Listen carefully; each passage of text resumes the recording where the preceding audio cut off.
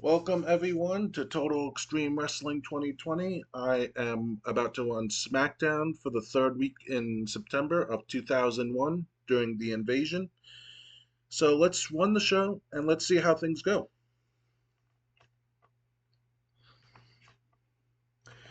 So Smackdown opens up. The crowd is electric. Stone Cold Steve Austin struts to the ring with the WWF Championship in his shoulder, a mic in his hand. The what chants are already rumbling through the arena. And Stone Cold goes, "Shut your damn mouths for a second, because the Texas Rattlesnake's got something to say." He pauses and he goes, "On Raw, I went toe to toe with that no good, spinner-rooney, dancing son of a bitch Booker T, and I don't joke. Oh, hell no. I stomped a mud hole in his ass and walked it dry just like I said I would." And the crowd cheers and goes, "What?" And Stone Cold goes, "That's right. I took that 5-time WCW reject, turned him upside down, and left him crying for his mama.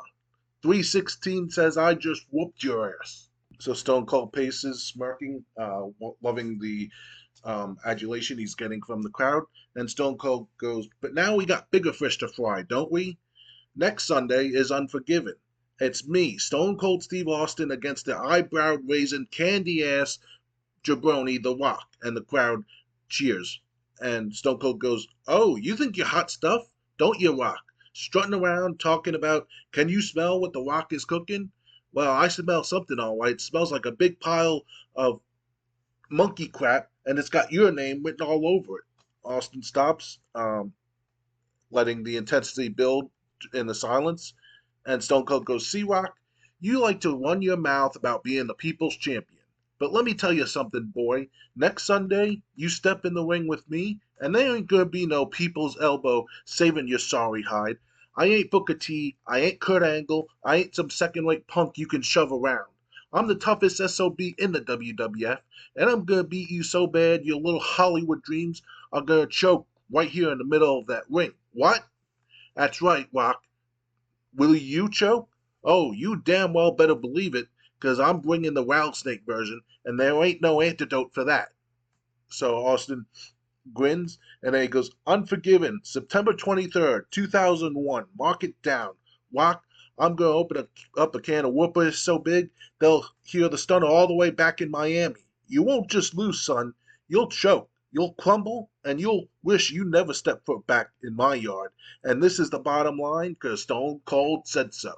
Austin drops the mic, he flips off the crowd, and then chugs a beer as his music hits. And then we cut to Michael Cole and Taz on the announce table. And this got a 69. Stone Cold benefited from having a hot catchphrase. In about that had decent reaction from the crowd, but subpar wrestling. Lita defeated Molly Holly and Tori Wilson when Lita made Tori Wilson submit. Lita carried the match in terms of in-ring performance. I think Tori Wilson sustained an injury.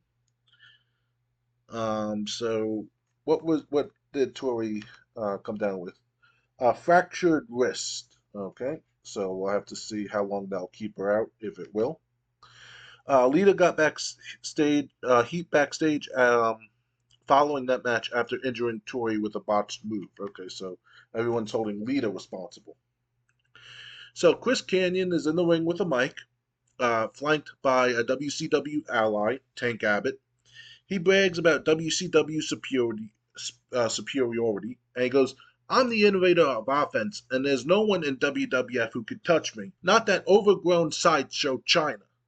So China's music hits, and she marches to the ring with the huge pop. She fires back, "You want to talk innovation, Canyon? I've been breaking jaws while you were breaking a sweat in WCW's mid-card. Step up or shut up. I'll fight you at Unforgiven." And Canyon smirks, refusing. "I don't waste my time on women." So China shoves him into the corner, but Tank Abbott grabs her, and that's enough for Canyon to hit her with a cheap shot flatliner. Then he runs out of the ring laughing. So it looks like the challenge has been accepted for Unforgiven. China to go one-on-one with Canyon. Um, Unfortunately, this only got a 37. But I think this is a new rivalry starting over. Well, not starting over, but this is a brand new rivalry. Like nothing had been um, done yet, like the ones on Heat. So backstage, DDP finds Regal in his commissioner's office, demanding the match he set for Unforgiven. Regal, sipping tea, mocks DDP again. You're not worth the ink on my schedule, Paige. Go back to flipping burgers in WCW. DDP slams the teacup down, getting in Regal's face. Keep one in your mouth, and I'll make you regret it. And security has to get DDP out of Regal's office. So this guy 54. In a bout that had good heat and decent wrestling, the Dudley Boys defeated Mark Jindrak and Sean Stasiak when Bubba Ray Dudley pinned Mark Jindrak with a powerbomb. So the Dudleys successfully defend the WCW Tag Team titles. Uh, so this got a 55. And Jindrak was off his game. Dudleys showed excellent chemistry teaming together. Stacy Keibler did good work at ringside in Stasiak's corner. So we see Shane McMahon backstage with Tank Abbott, and he's basically trying to psych Tank Abbott up, with him losing to China, but then getting his payback on China for helping Canyon on this guy 41. In a bout that had good heat and decent wrestling, Diamond Dallas Page defeated Mark Henry by pinfall after using a foreign object. So Regal tries attacking Diamond Dallas Page after his win, but unfortunately it fails, and DDP is able to fight Regal off, and this got a 50. So we see backstage, Rikishi and Haku, they help themselves into the APA office, which is empty, and they basically just trashed the office. So it was pouring beer all over the place, just throwing the cards around and making a mess. In a decent match, Chris Jericho and Kane defeated Shannon Moore and Evan Courageous when Kane pinned Shannon Moore with the chokeslam, and this got a 49. Kane got an injury.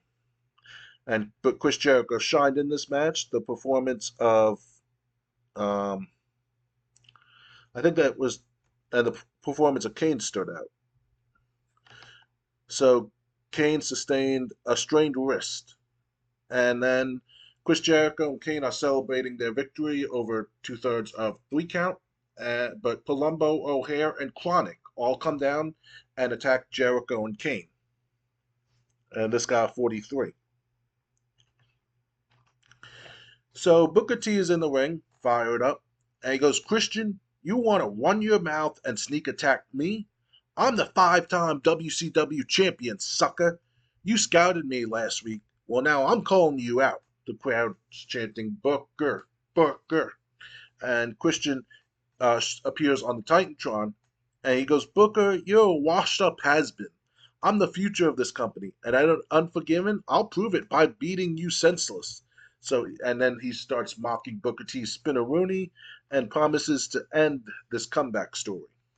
Booker responds, you want me at Unforgiven? You got it, punk. I'm going to shove that smirk right down your throat. Christian laughs and cuts the feed. WWF Commissioner William Regal comes out, making it official. Booker T and Christian, WWF versus WCW at Unforgiven.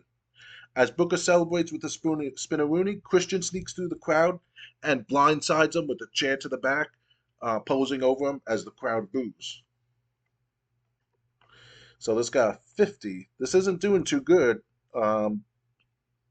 Booker T struggled without following the script, but Christian enjoyed the freedom to go off script and perform well. Big Show is walking backstage, and when he stops, almost as if he feels someone watching him. He looks around, doesn't see anyone, and continues walking. Seconds later, a shadowy figure emerges from hiding, having been there the whole time, then runs off. And this got a 60.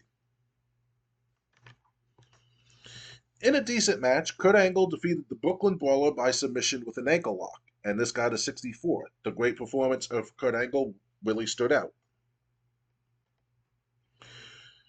So Triple H is in basically burst into Vince McMahon's office, and Triple H has a sledgehammer in hand, and Vince goes, whoa, whoa, whoa, hold it right there, Triple H. Now I know you're fired up. I know you've got that look in your eye, and I know you want to tear Kurt Angle apart limb from Olympic limb right here tonight on SmackDown. But I'm telling you, no, I'm ordering you, as the chairman of the WWF, to put that sledgehammer down and listen to me for one damn minute.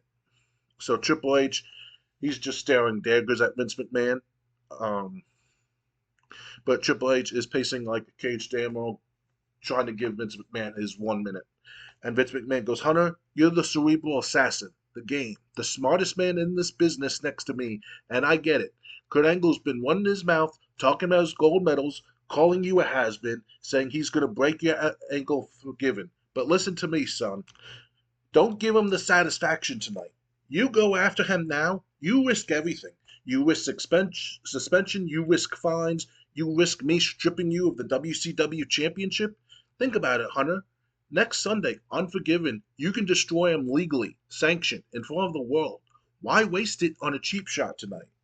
And Triple H smirks, but he still has an angry look on his face. And Triple H goes, Vince, let me get this straight. You think I'm going to sit here, listen to you yap, and let that red, white, and blue jackass prance around like he owns my ring? Kurt Angle's been begging for me to shove this sledgehammer down his throat, and you want me to wait? You think I'm scared of your fines, your suspensions? I'm the game, Vince. I don't play by your rules. I make my own. So Vince steps forward with his hands raised, still trying to calm Triple H down. And Vince goes, Hunter, listen to reason. I'm not saying don't hurt him. I'm saying save it. You're too smart for this. You want to pedigree him through the mat? You want to break his damn neck? Do it unforgiven when it counts. You've got 10 days, Hunter. 10 days to make him regret ever crossing you. Don't throw it away tonight. Triple H stares at Vince, breathing heavy, and Triple H goes, 10 days, huh? Fine, Vince. I'll wait, but you tell Kurt Angle something for me. Tell him to enjoy his last week and a half walking upright, because at Unforgiven, I'm ending him. And if you get in my way again, Vince, I'll shove this sledgehammer so far up your ass, you'll be spitting wood. I'm done talking. So Triple H walks out of the office, shoving past Vince McMahon, kicking over a trash can as he leaves. Vince adjusts his tie, smirking nervously as the camera cuts back to the arena. And this got a 72.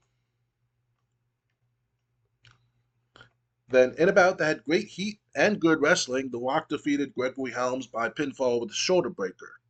The great performance of The Rock really stood out, and this also got a 72. So this only got a 69, and it lost popularity. Um, Honestly, I thought the Stone Cold promo was going to do better. That only got a 69. Um, like I said, the Canyon China one that was in the 30s. That's a brand new rivalry that just started. So that's another reason for the low score. You're probably wondering why I use guys like Brooklyn Brawler, Gregory Helms. It's just that on the roster, I got to use them. I use them, I try to use them fairly. Like if I just need someone, it doesn't matter who Triple H is going to face, or Rock's going to face, or Austin's going to face. It's just if it's going to be an enemy for Austin or Triple H, I'll go to the baby faces first. If it's Rock or Undertaker that's going to have a match, but it doesn't matter against who, I'll have him face a lower mid card heel. Um, So that's why if like you were probably wondering why The Rock was facing Gregory Helms and uh, Kurt Angle was facing the Brooklyn Brawler. Drug test fees. Arn Anderson goes, Elix Skipper has poor ring psychology. He is probably not worth keeping around. So Torrie Wilson sustained a fractured wrist. Kane sustained a strained wrist. And then the drug test fees.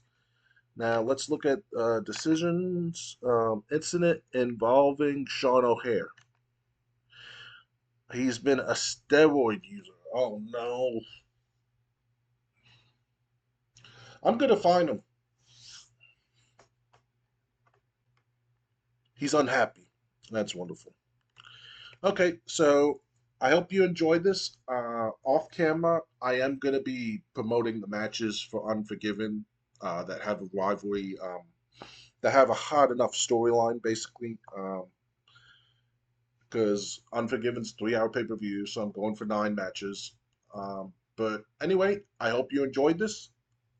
Subscribe to me if you did. The next time I play something, it'll be the Go Home War to Unforgiven. Until then, good night, everyone.